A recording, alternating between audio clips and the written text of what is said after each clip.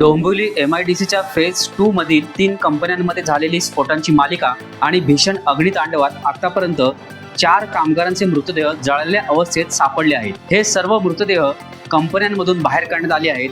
अजूनही मृतांची संख्या वाढण्याची शक्यता व्यक्त केली जाते। तर आणखीन एका कंपनीला आग लागली, त्यामुळे अग्नितांडव हे वाढत चालले असून ते आटोक्यात आणण्याचे शर्थीचे प्रयत्न सुरू आहेत। या दुर्घटनेमध्ये अद्यापपर्यंत 40 जण जखमी झाले आहेत। जखमींवर खाजगी रुग्णालयात उपचार सुरू आहेत। त्यापैकी तिघांची प्रकृती चिंताजनक आहे। त्यांच्यावर ICU मध्ये उपचार सुरू आहेत। घटनास्थळी उद्योगमंत्री उदय सामंत, खासदार श्रीकांत शिंदे, आमदार राजू पाटील यांनी भेट देऊन पाहणी केली। उद्योगमंत्री सामंत यांनी पत्रकारांशी बोलताना सांगितले, डोंबिवली MIDC मधील केमिकल कंपन्यांना लवकरच अन्य ठिकाणी स्थलांतरित केले जाणार आहे। त्याचप्रमाणे या दुर्घटनेची उच्चस्तरीय चौकशी केली जाईल। जे दोषी असतील त्यांच्यावर कारवाई होईल। जखमींच्या उपचाराचा खर्च सरकारतर्फे केला जाईल। तर खासदार श्रीकांत शिंदे यांनीही डोंबिवलीमध्ये केमिकल झोन हटवून इंजिनिअरिंग झोन आणला जाईल असे सांगताना घडलेल्या घटनेबद्दल दुःख व्यक्त केले। मुख्यमंत्री एकनाथ शिंदे यांनी डोंबिवलीमधील केमिकल कंपन्यांना अंबरनाथमध्ये शिफ्ट केले जाईल अशी माहिती पत्रकारांना दिली। दरम्यान एकामागोमाग होणारे स्फोट आणि न थांबणारे अग्नितांडव अशा प्रतिकूल परिस्थितीवर मात करून परिस्थिती नियंत्रणात आणण्याचे प्रयत्न जोरदारपणे सुरू आहे। ब्लास्टमध्ये काही 4 लोकांचा मृत्यू झाला आहे, कॅज्युअलिटी झालेली आहे आणि तिथे आता रेस्क्यू ऑपरेशन सुरू आहे।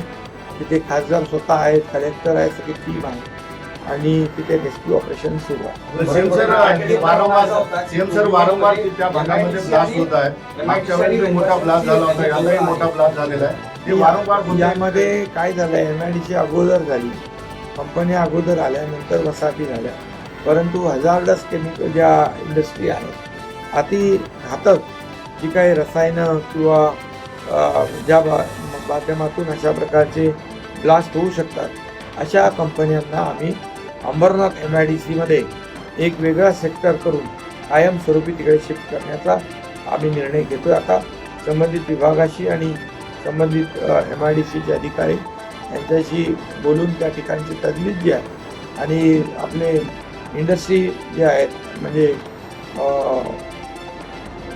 जी उद्योजक जे आहेत त्यांच्याशी चर्चा करून प्राथमिक माहिती मी इथं आल्यानंतर जी घेतली त्याच्यामध्ये जी कंपनी आहे त्या केमिकल कंपनीमध्ये हा बॉयलरचा स्फोट झालेला आहे असं प्राथमिक दर्शनी कळतंय आणि आग पण बऱ्यापैकी आटोक्यात आलेला आहे। हे मी स्वतः तिथं जाऊन बघितलेलं आहे। 1 ते 1.5 तासामध्ये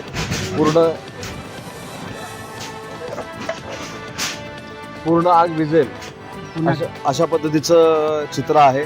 परंतु दुर्दैवानं आतापर्यंत 3 मृतदेह हे सापडलेले आहेत। ते एम्स हॉस्पिटलला देखील पाठवलेले आहेत। जे जखमी आहेत त्यांच्या पाठी सरकार उभं राहील, त्यांचा पूर्ण उपचाराचा खर्च सरकार करेल, हे स्वतः मुख्यमंत्री महोदयांनी जाहीर केलेलं आहे। परंतु घटना दुर्दैवी आहे आणि या घटनेच्या मागं नियमबाह्य काय झालेलं आहे काय हे देखील तपासण्याच्या स्पष्ट सूचना आमच्या फायर ब्रिगेडच्या लोकांना मी दिलेल्या आहेत। सखोल चौकशी करावी हे देखील निर्देश दिलेले आहेत आणि याच्यामध्ये जर दोषी कोण आढळलं तर त्याच्यावर कार्यवाही करण्यात येईल। आणि याच्या पुढे जाऊन सांगतो, या सगळ्या डोंबिवलीतल्या भागामध्ये डॉक्टर श्रीकांत शिंदेंच्या नेतृत्वाखाली आम्ही एक वर्किंग करत होतो की या ज्या केमिकल कंपन्या आहेत ह्या स्थलांतरित आपल्याला बाहेर ज्या करायच्या होत्या त्यासाठी जागा अवेलेबल नव्हती, परंतु या वर्षभरामध्ये या परिसरामध्ये जागा आपण अवेलेबल केलेली आहे। आचारसंहिता असल्यामुळे जागेचं वाटप झालेलं नाही।